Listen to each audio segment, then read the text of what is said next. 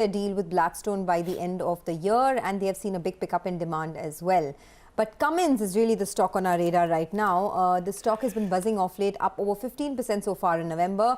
A sharp sequential recovery in Q2, but year-on-year was still a decline in sales. To tell us how business is doing, Ajay Patil, the Chief Financial Officer at Cummins India, joins us now. Ajay, thanks so much for joining us. I just wanted to start by asking you about this, fall that you've seen as far as the year-on-year numbers are concerned. Of course, it's a sequential recovery, but 11.5% fall year-on-year. What are you expecting in terms of the second half of the year, and how is the terrain right now in terms of demand? Hi, good morning. I think from a Q2 perspective, we came off from a revenue standpoint 11% down year-on-year. Importantly for us, our PBIT margin expanded 10 basis points. And when you look at the first half of the year, our margins expanded 50 basis points. So that has been a good sort of a performance on margin recovery. Second half perspective with respect to growth, I think what we have been saying, I will sort of repeat myself on that, is that we do expect a gradual and a sequential recovery in our businesses.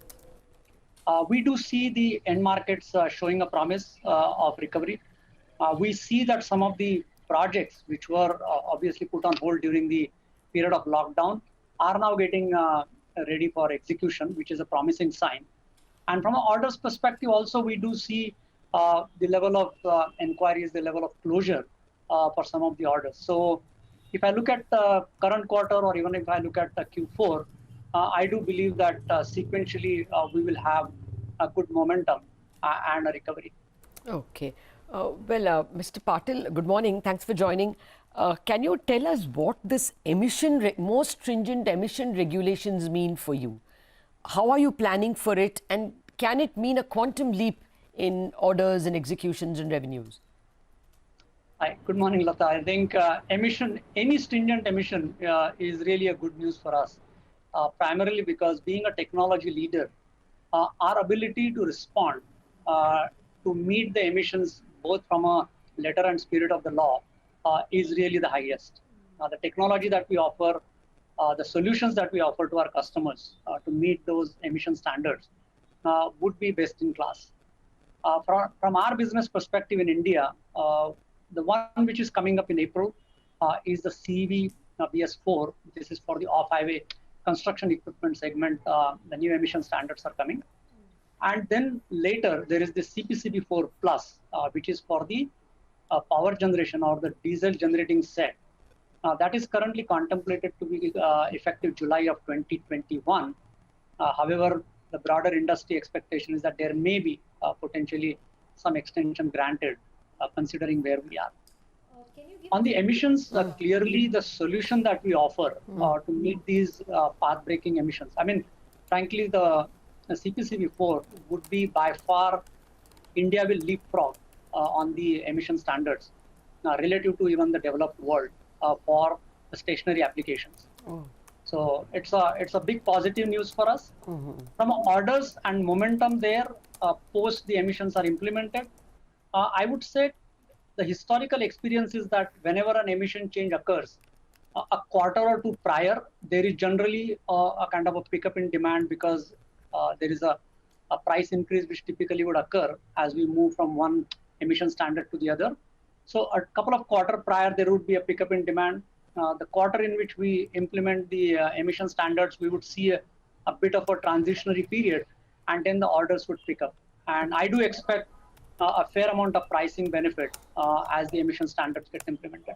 Okay. I just wanted to understand, you said that most of your businesses are seeing a sequential recovery. Can you break it up for us on where you're seeing maximum traction in terms of healthcare, residential, infra, data centers? Where do you see maximum pickup come through? So for us, what we have been seeing is primarily healthcare, data center. To some extent, we also see the rental segment is showing a fair amount of pickup. And on the industrial side of our business, we do see recoveries in construction segment. Mining has been holding steady any which way. And railways is one other important sub-segment for us. That is also showing a good promise of growth. Okay. Mr. Patil, when you will you be dependent on your associate companies to source even after the stringent norms come in and you have more business? Will that divide your margins or your profits? Some of the associate companies who do offer a certain part of the solution that we need to have. Yeah. I do not anticipate on a steady state basis any significant impact from a margin standpoint, simply because our supply chain is dependent on associate companies or third party suppliers, primarily because the value that we offer to our customers and the pricing that we sort of command in order to provide that kind of a solution to the customer. I do believe that we will be in a position to hold and expand our margin. Okay. Can you give us some guidance, therefore, on? I mean, of course, much will depend on the emission norms. But when at best are you expecting, and therefore a guidance over 2 years in terms of both revenue and EBITDA? Well, I think it is a little too early in terms of, for me to really provide a 2-year guidance, Lata. But I think what I would say is that clearly, as the emission standards get defined and the actual date of implementation comes closer, we would be in a much better position to really see to what extent the market is able to absorb the pricing. Okay. On the development side, we have a clear line of sight with respect to what the development cost is going to be. But pricing is something which we will have to see. To your question about what happens to our margin and revenue growth rate, I think clearly our endeavor has always been to outperform the GDP, as well as continue to have a sequential as well as year-on-year expansion of our margin. All right, let's leave it there today. Thanks a lot for joining us. That's Cummins doing well in trade over the last few days. Has bounced quite a bit. Today a bit soft. By the way, just want to point out once again it's Reliance which is a problem for the market.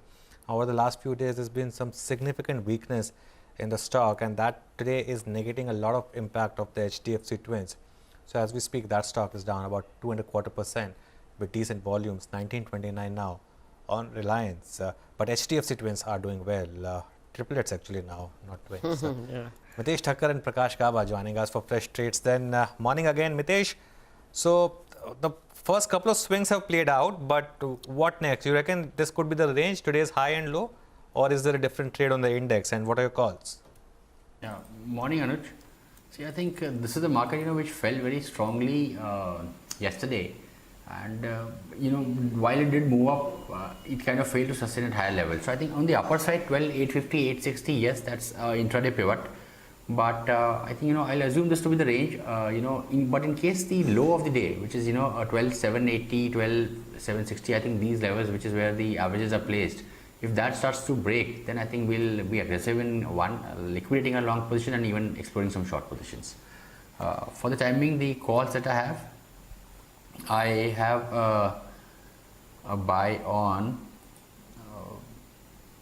Jindal Steel with a stop at 236 for targets of 255, and United Spirits is a buy with a stop at 576 for targets of 599. Okay, by the way, Gland Pharma has listed 1771 is where it's trading at right now. So in line with the grey market premium, the market cap is 29,000 crores now for Gland Pharma. So it's not a cheap stock. It's it's trading at or 25 times thereabout. More 30, I think. Yeah, for a new listing, that's a lot. But then the market right now is in a different frame of mind. 20% higher now on Gland Pharma. So that's of course been the listing. Prakash, good morning. What are your trades? Good morning, Anuj. I have two calls and both the consumers. Basically, I like Colgate. Yes, it's going up from here. The target that I have in Colgate is around 1,580 zones. Then I feel that it can even climb to 1,600 in the days to come. Stop below 1,510 on Colgate should be fine. The second is Britannia, showing some good traction. Possible target in the upside, 3,650. Stop below 3,525. So consumers play. Some of these stocks, once again, Graphite and HEG, once again making a bit of a bounce back. So HEG is now up 6% and Graphite is now up 10%. And that's what happens with these stocks once they get into that momentum. You see this move. But let's thank Mitesh and Prakash on that note. You're saying something, Sonia? No, in fact, No, no, let's go across to our commodities editor, Manisha Gupta, to get more updates on what's happening there. Manisha, good morning. What's the one commodity that you're tracking? I would look at the metal sector, most especially about copper. While we have seen a rebound in most of the commodities, including energy and precious metals, but the base metal prices continue to be your top picks here. Well, the optimism around the vaccine and the weakness in US dollar, growing demand from China, all of those have been supportive factors. While in the next year, the second half especially, most of the banks have cut their weightages on many of these metals. Citi, for one, says that they are bullish on copper, aluminum, zinc, but bearish on iron ore and coal going forward in the year 2021. Goldman Sachs also has given continue to be constructive commodities in next year, but they have put the least of weightages on the base metal prices. The report suggests that the first quarter and the first half of the next year could be bullish, but the second half you could be looking at very strong profit taking coming in for the metal prices. But the near term definitely looks positive. You have copper prices trading at a 30-month highs. We have seen production in Chile decline, and that has been supportive. You still have aluminum trading at a 3-year highs, further gains coming in there. Zinc is trading at a 12-month highs as well.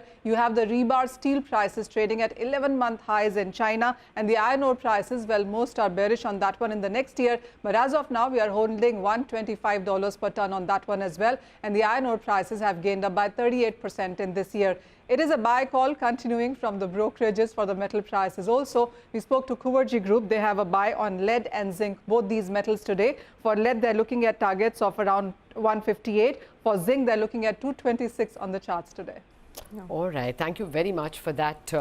Manisha, metals are clearly holding up in the green for the Nifty as well. We're taking a break on that note, and we are coming back with two market and corporate experts, people who look at numbers very closely. Vikash Kumar Jain